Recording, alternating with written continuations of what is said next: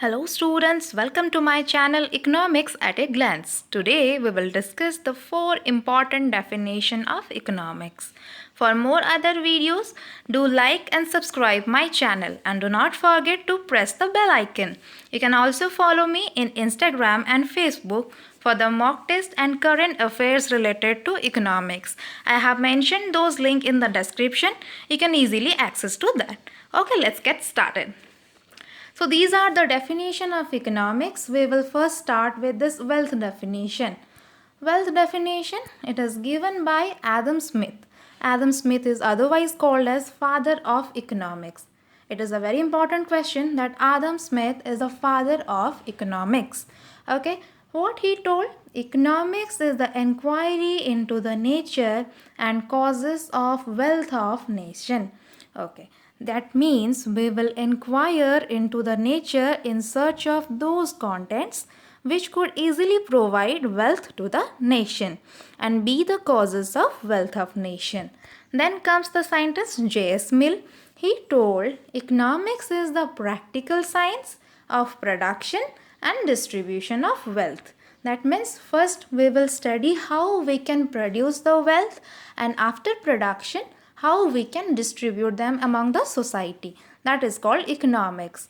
But then the criticism came. The criticism was done by Carlyle. He told that economics is a dismal science. Dismal means bad science. But why it is a bad science? According to him, here the definition is only concentrated on the wealth. But wealth is not everything. That's why it is considered as a bad science. Then come the definition, that is welfare definition. It is given by Alfred Marshall. According to Alfred Marshall, economics is the study of mankind in ordinary business of life. That is, it examines that part of individual and social action which is most closely connected with the attainment and with the use of material requisites of well-being. What does that means? That means how in our daily to daily life, how our material requirements can be fulfilled. Here mark this ordinary business and material requisites. Okay. So what are the criticisms for this definition? Criticism is done by Lionel Robbins. Okay. He criticized that it is the social science rather human science. That means he wants to say that it should not consider only the human well-being. It should consider the well-being of the overall society. Secondly, he told that it emphasized only material requisites. Equal importance should be given to both material and non-material requisites. What are the non-material requisites? Non-material requisites are kindness, friendship, courage. Okay. So this is one. The third one is extraordinary business of life, that is famine, wars. They are not focused because here we have seen only ordinary business of life. So extraordinary they have not considered. As the criticism is done by Lionel Robbins, he only gives the definition, that is scarcity. It is given by Lionel Robbins, and according to him it is economics is the science which studies the human behavior as a relationship between ends and scarce means. Okay. So what is this ends and scarce means? Ends means human wants and means, that is resources to satisfy the want. So in short we can say what we want and the resources which can fulfill our want. The relationship between both of that is economics. Here also comes criticism. What is the criticism here?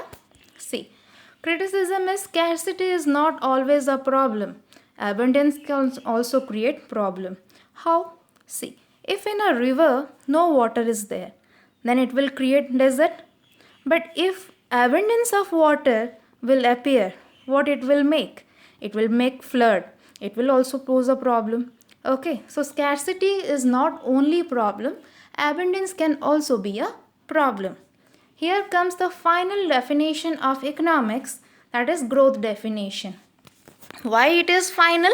Let's say See, it is given by the scientist Paul Samuelson.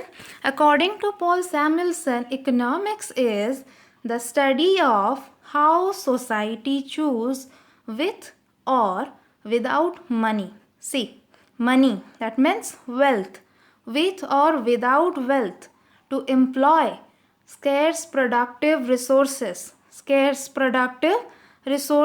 having alternative uses to produce commodities over time and distribute them for consumption now and future among various society. That means it has included wealth, welfare and scarcity definition along with their criticism being solved.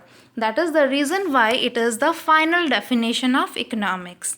Another thing here, Paul Samuelson stated that economics is the queen of social science. It is a very important question. Who stated that economics is the queen of social science? Next is economic system. Well, what is all about this system? If you want to know, be with my video. Very soon I'll come with the next video, that is economic system. Thank you.